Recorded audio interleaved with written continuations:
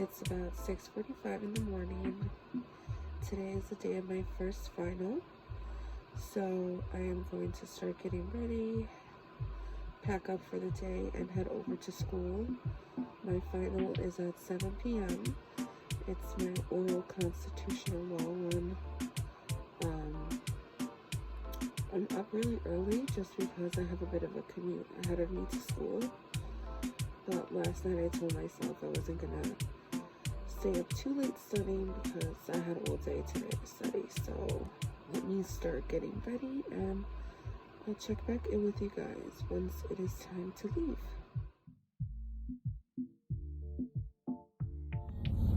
Hey everyone, so I am in the car now, ready to head to school. I am all packed up. The traffic doesn't seem too bad. It is 8:19 right now, so I should be at school around 9. Some of my friends are going to get there a little bit earlier just so that we could pick the room that we want to study in. Even though the school is completely shut down for classes for COVID, they are allowing you to go in to study, but you need to reserve a spot ahead of time, and you can only go, it's limited hours, so you can only go from like 9 a.m. to 8 p.m. Usually the library is open like 24/7. I know this because I was in the pipeline program, and when I was in pipeline, I had access to the campus. It was before COVID hit. But now with COVID, the classes are online, but you can go in if you want to study.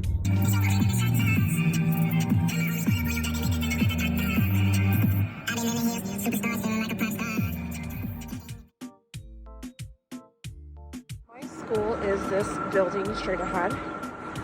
It's just the 7th floor, so we don't have a campus, if you will.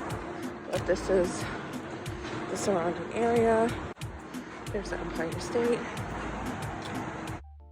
So I couldn't record the new COVID check-in process just because I had a ton of bags and quite frankly I forgot. But how it works now is there's an app called Everbright that students who reserve a spot to the library have to fill out. So on the app there's a questionnaire. It asks you if you've had COVID symptoms. If you have, you obviously press yes. If you have not, you press no.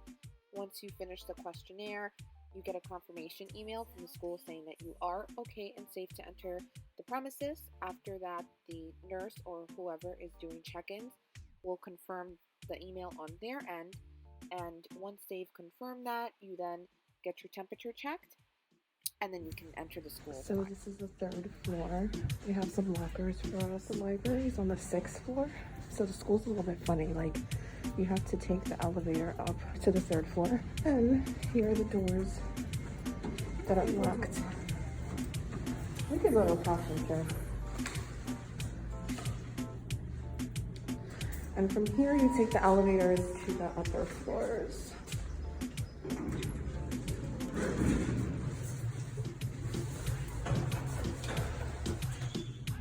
So here is our library. It's on the 6th floor. So like I showed you before, when you come into the school, you have to take the escalator or the elevator to the 3rd floor.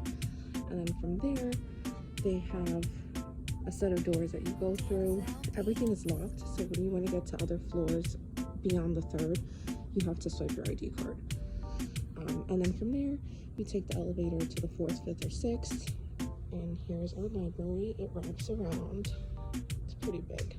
And then here, just like the professors' offices. Printing is around here. And then they have a bunch of private study rooms.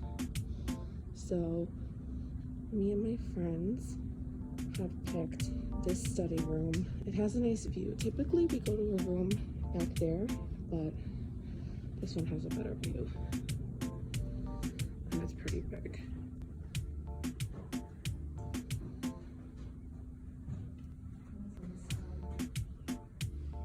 And it also has the dry erase sports for us. And then this is the view. That place food center actually has good food. It's like a little supermarket. It's a bit pricey, but this area is expensive.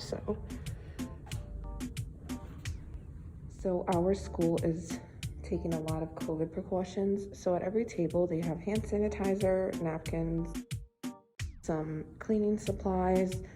They have the signs that tell you to social distance. They're really doing a lot to make sure that Even the students that do decide to come in to study are taking the necessary precautions.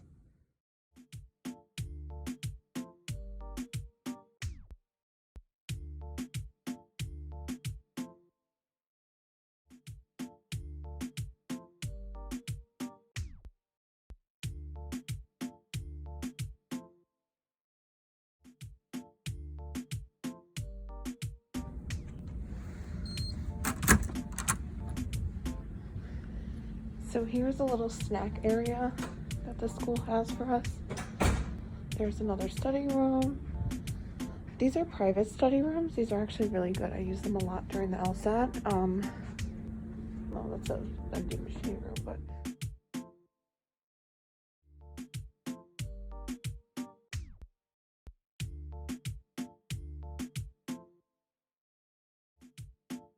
back here, there's our cycling room. This is all that part of the library. It's a lot of doors just for the bathroom. So right now I'm about 3 to 4 hours into studying. I got here at exactly 9. Right now I'm going to take a slight break. It's 12:46. I'm gonna have some water, have a little lunch. We've been working on our constitutional law grid so far. So this grid is basically how you argue a constitutional law case. So there's different levels that the challenger has to go through. So we just finished the chart for strict scrutiny, or racial classifications rather. Next we're going to do like intermediate scrutiny, then we're going to do default. But so far that's what we've worked on. I'm feeling okay. I feel much less anxious than I did for the midterm. The midterm I was really nervous. But I feel like now that we've already taken an oral exam and we know more or less what the teacher wants, you know, it's less nerve-wracking. Also, a couple of the students in our class have already taken their oral exam. The sign-up time is basically were from yesterday through Sunday. So some people have already taken theirs. Mine is tonight at 7. So I'm feeling good. We're just going to continue on studying. And then at 3, we have a review session with one of the law student organizations on campus. They're hosting a virtual study session. So basically, they just have an upperclassman who's going to go on Zoom and go through an outline or like crash course on constitutional law for the final. So it is now 6:20. I have been here since 9 a.m. It's gotten much darker outside. It's raining. So far I have been reading all of my case briefs, going back and looking at the main rulings. I have been making these charts. So in constitutional law, there are different levels you can fight a case on. So one of them is strict scrutiny, that is the highest. Intermediate is the middle one. And rational basis is the lowest. So as a challenger, if you're ever challenging a constitutional right, you always want to be on this grid. Intermediate is for sex and gender, illegitimacy. And as the plaintiff, you always want to be basically, I don't know if it's plaintiff, but on the other side, you always want to be here because this merits the least amount. So those are the charts. Me and my friends wrote one over there, and then we decided that it would just be easier if we wrote individual ones. And then I've been going over the presumed questions for my oral exam. So the teacher gave us a bunch of questions that we could possibly be asked during the oral exam. So I have about 30 minutes to go until mine. These are all the questions that we could possibly be asked. These are the issues that we need to address within the answer. And then the last part of the answer is rewriting an opinion, which I don't have printed, but I do have it on my laptop.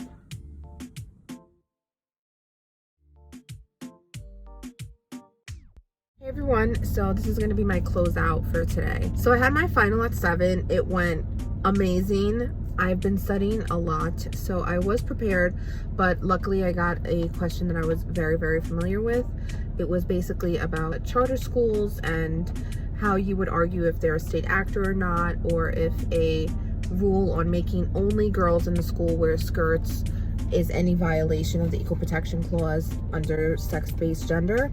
It went really well. I was able to go through all of the issues, the tests that the challenger would have to go through.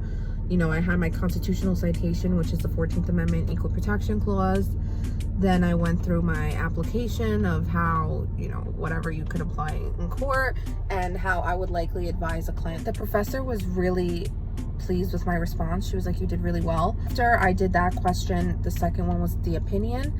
So for our opinion question, what we had to do was pick an opinion and basically rewrite it and change the theoretical perspective. So for mine, I picked Gosar v. Cleary.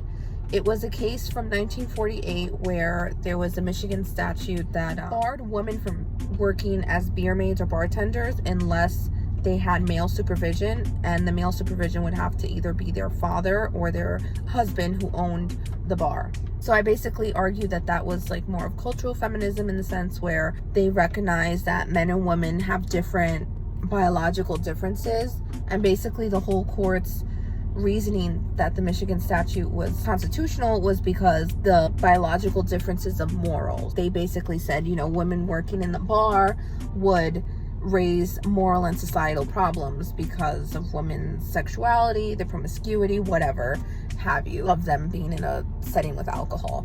So I argued that that was nonsense, and I took more of a radical feminism approach where I argued that women should never be subordinate to men. The second part of the final, we kind of had to do off the top of our head as well, but in quoting pieces of the opinion that we would rewrite, we didn't have to memorize that. So I had my notes available, and I told her, okay, now I'm going to read the part of the opinion that I would change word for word, which she was cool with. So overall, I'm very pleased. I had a really successful study day with my friends. Tomorrow, I'm going to start working on the essay portion of the final, so I'm going to practice an essay, which is about 4 hours. Sunday, I'm going to practice another one. And then Monday is the actual test. They're giving us, I think, 5 hours to complete it, something like that. And then after Monday, I'll be done with my constitutional law class forever. Next Friday, I will be probably heading back to school again, working on studying for my criminal law final. And my final will be on December 14th for crim. Overall, today was a very good day. So I'm super happy.